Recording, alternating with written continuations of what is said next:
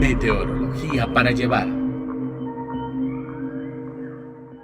Hola, ¿qué tal? Bienvenidos a una emisión más de nuestro podcast Meteorología para llevar. Qué bueno que nos acompañen en esta segunda temporada, donde seguiremos abordando temas de meteorología y climatología.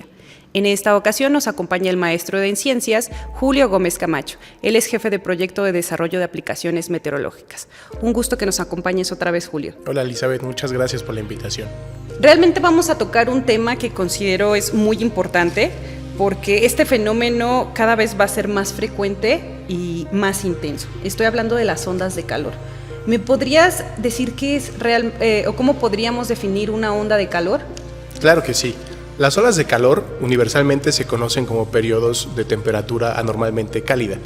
Esto es, un periodo de mínimo 3 días que tenga que estar significativamente diferente a lo que normalmente se espera para un lugar en específico en una época del año. ¿Y cómo podemos diferenciar cuando estamos hablando de una onda de calor? O sea, ¿cuántos días o cómo es que lo determina el Servicio Meteorológico Nacional en este caso? Sí, claro. Si bien podemos esperar año con año épocas cálidas, como es el estiaje en la primavera, que año tras año tenemos temperaturas que son cálidas, las olas de calor se desvían de este patrón normal gracias a diferentes estadísticas. En el Servicio Meteorológico Nacional de la Conagua utilizamos el percentil 95. Esto es una medida estadística en donde tenemos los datos específicos de una ubicación o una estación y tenemos el registro histórico de 1991 a 2020. En ese punto obtenemos los datos históricos y los arreglamos de menor a mayor. Los dividimos en 100 partes iguales y en la parte número 95 esto nos da un valor, un umbral, que si bien se va a superar, eso nos va a decir que va a estar por arriba del percentil y si no se supera ese valor de temperatura, está por debajo. Esto cambia para diferentes épocas del año y a lo largo del país. Tenemos ya también los datos para todo el país y así podemos determinar si en los siguientes días se va a superar o no ese percentil. Si se mantiene por al menos 3 días consecutivos, se puede determinar que esto ya es una ola de calor. Ok, ahora, bueno, tocaste dos temas. Yo no soy estadista y realmente me fallan mucho los números, pero ¿cómo podríamos aplicarlo? Por ejemplo, el año pasado, en el 2024, hubo muchos récords que se rompieron en la temporada de calor. Entonces, ¿cómo podríamos, o un ejemplo que me podrías dar como para aterrizarlo más a la población, aquí en el observatorio? O sea, un ejemplo de datos que podríamos decir, mira, esto es el percentil 95 y de aquí se supera, como para que podamos entender cómo es que nosotros tomamos esos datos y podemos decir, esto es una onda de calor y no nada más una alza en las temperaturas. Claro, pues también esto tiene que ver con la tendencia que va cada vez aumentando. Año con año podemos ver temperaturas más cálidas, pero se tiene que corroborar con este registro histórico que te menciono. Entonces, por ejemplo, aquí en el observatorio tenemos los datos históricos y en esta temporada de la climatología del 91-2020 obtenemos los datos. El umbral 95 está alrededor de 34.3, más menos décimas, no recuerdo el dato puntual, pero si en los siguientes 3 días esperamos que este valor se supere, podríamos estar esperando que al menos aquí en la región del observatorio estaríamos padeciendo lo que sería una ola de calor. Eso también pues tiene que tener coherencia a lo largo de las estaciones que están cercanas en la región centro. Ok, entonces podríamos decir, digamos, no sé, mi papá vive en Guanajuato o algún familiar vive en Querétaro y otro vive en Sonora. No son las mismas, los mismos rangos de temperatura, no va a ser el mismo grado, digamos que aquí en Tacubaya estamos hablando de 34 más o menos, en Sonora no va a ser la misma para poder determinar qué está pasando el percentil 95. En efecto, así es. Este umbral cambia tanto latitudinal como longitudinalmente y también en altura, dependiendo dónde nos estemos posicionando. Entonces este es un umbral que cambia a lo largo del país, no es el mismo valor para todo el país. Ok, y hablando, o sea, me dijiste que dura 3 días, ¿no? Podemos decir que lo determinamos como 3 días que tengan este percentil arriba del 95. Además de esto, ¿qué otros factores influyen en su intensidad de una onda de calor? Sí, se dicen 3 días, que es el mínimo donde se tienen que presentar estas condiciones de temperaturas, pero pueden durar hasta 30 días. Se ha tenido el registro en varios lugares del mundo que pueden tener una intensidad y una duración más prolongada. Lo que esto nos da a pie es la presencia de un anticiclón en altura, lo cual permite que haya una atmósfera estable con vientos débiles y lo cual hace que la incidencia solar sea mucho mayor y pues por eso va aumentando las temperaturas día con día. Y también la presencia de la humedad. Si hay una humedad muy alta en combinación con temperaturas máximas que son altas, puede presenciar las personas una sensación térmica mayor, lo cual también es un riesgo para la salud. Ok. Recordando el año pasado, que fue creo que el parteaguas para ver que realmente se superaron muchos récords históricos en la cuestión de la temperatura, muchos medios de comunicación manejaron algo que se llamaba el domo de calor. ¿Es correcto usar este término o no? Pues si bien el término existe y es muy utilizado, principalmente en regiones de Europa, en latitudes más altas, sí es un término que es válido. Sin embargo, es muy diferente cuando se puede presentar en México, porque en México no solamente necesitamos este bloqueo atmosférico en altura, podemos solamente tener la presencia de vientos débiles que puedan también generar una atmósfera estable, libre de nubosidad, lo cual permite la radiación solar estando día tras día calentando la superficie y esto puede generar la ola de calor. Entonces, no precisamente cuando se tenga solamente este bloqueo atmosférico en altura, se pueden tener olas de calor en México. En Europa se utiliza este término de domo de calor porque sí es más intuitivo, como esta barrera dinámica que tienen gracias a la configuración atmosférica de esas latitudes. Ok, o sea, es un término más europeo, digámoslo así, no tanto mexicano. Sí. ¿No? Y me hablaste sobre el anticiclón, que justo también ayuda a que la onda de calor o las temperaturas aumenten porque pues realmente no tenemos ninguna nubosidad que pueda evitar que no entre tanta radiación, ¿no? Pero aparte de eso, ¿alguna otra causa meteorológica puede generar una onda de calor aparte del anticiclón? Sí, además de estas condiciones meteorológicas que son de menor plazo y de menor extensión territorial, también es muy importante saber los patrones climáticos en los que nos encontramos, el contexto climático en el que puede estar México. Depende también si tenemos fases del Niño cálidas o si el patrón de Norteamérica también está en una fase positiva. Todas estas juegos climáticos que nos dan el movimiento de las masas importantes de aire nos pueden estar dando indicios de si se puede esperar condiciones más cálidas o más frescas que lo normal, ¿no? que la climatología.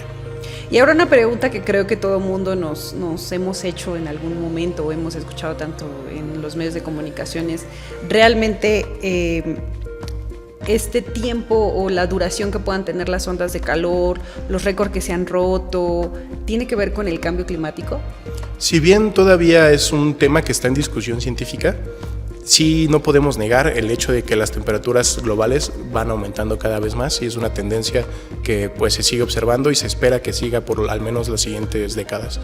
Si bien no podemos decir que es cambio climático, pues al menos podemos esperar que puedan estarse presentando cada vez más estos fenómenos como lo es la ola de calor. En el año 2024, como bien lo dijiste, fue el año con el registro histórico como el año más cálido.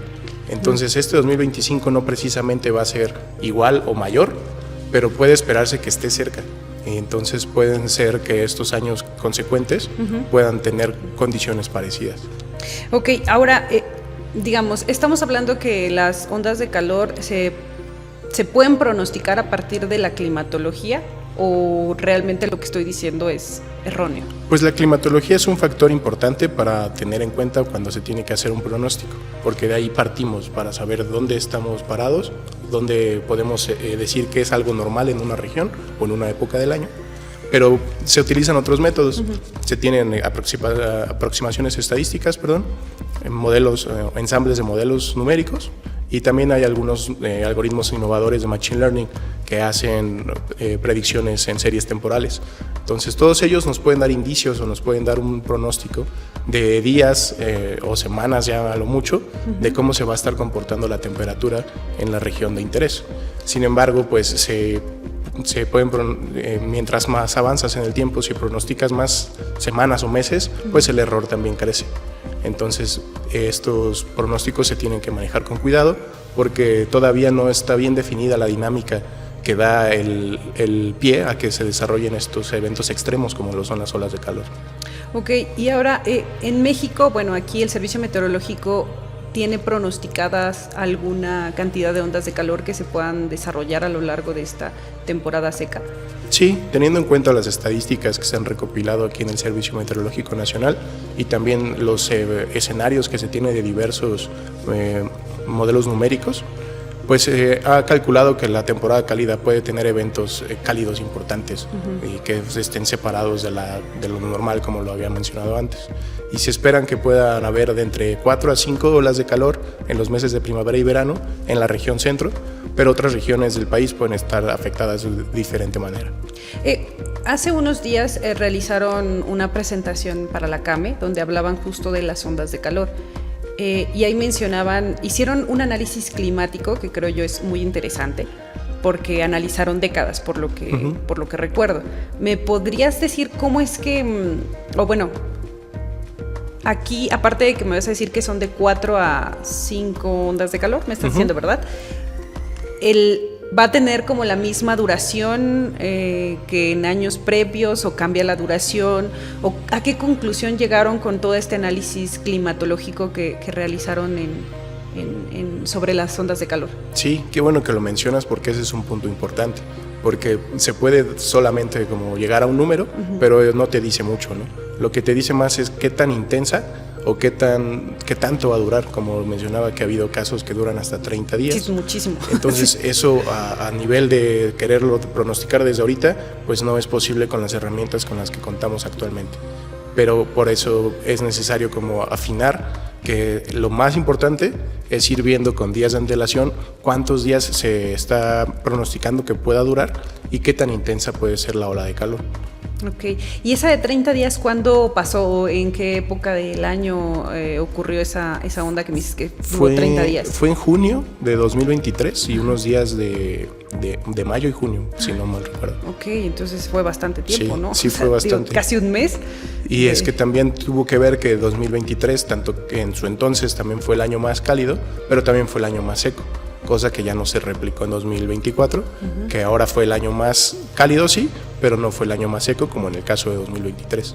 O sea, una onda de calor puede ser que no sea tan seca o sea, lo que acabas de decir realmente... Pues... Lo que influye más bien es en cómo lo percibe la población, porque si tenemos humedad asociadas a estas temperaturas, pues se exacerba la sensación de calor y puede poner en riesgo a más gente. ¿Qué es lo que justo muchas veces pasa, no? Por ejemplo, varios escuchas a lo mejor vienen en transporte público y, no sé, vas caminando de tu casa hacia el metro y tienes una intensidad del sol bastante fuerte, no tienes mucho calor o tienes esa sensación de mucho calor. Entras al metro y es 3 veces más, ¿no? O sea, entonces realmente no es que el que tú sientas calor o porque no tengas nubosidad significa que sea una onda de calor, sino también tiene que ver la humedad y la sensación que nosotros percibimos. Sí, la humedad es muy importante, principalmente por el hecho de la sudoración. Cuando la atmósfera está muy saturada, ya no somos capaces de liberar calor por medio de la sudoración. Entonces ya no puedes estarte enfriando. El sudor es bueno para que te enfríe tu cuerpo. Pero cuando ya estás tan saturada que ya no puedes liberar tanto sudor, por lo tanto ya no puedes liberar tanto calor, pues se va almacenando ese calor. Y es cuando la gente está propensa a los choques de calor, los choques térmicos. Claro. Y por último, ya para finalizar, ¿dónde más podríamos consultar toda esta información que me acabas de brindar? Sí, claro. Como mencionaba, es muy importante que día a día se vayan informando por el hecho de cómo se van desarrollando estos fenómenos que son de escala corta temporalmente. Entonces es muy importante que vayan analizando la información y revisando la información que el Servicio Meteorológico da a disposición en su página web, así como en su página de Twitter o X, @conagua_clima, donde ya se han estado pensando pues desarrollos y mapas e información específica para la temporada cálida. Okay. ¿Alguna otra información que me quieras brindar a los escuchas? Pues nada más que pues siempre es importante tener en cuenta este tipo de fenómenos y pues hacer conciencia de que cada vez, como bien lo decías al principio, son más frecuentes y eso pues puede estar ligado a que hemos descuidado el ambiente. Entonces pues siempre ser un poquito más conscientes cuando puedes poner un poquito de tu parte pues para ayudar a que este planeta pueda regresar a mejores épocas. Claro, por lo menos no acabárnoslo tan rápido, sí, ¿no? Claro. Muchísimas gracias, Julio, por acompañarnos otra vez aquí en Meteorología para Llevar. Y gracias a ustedes por acompañarnos en otro episodio más de Meteorología para Llevar. Hasta luego.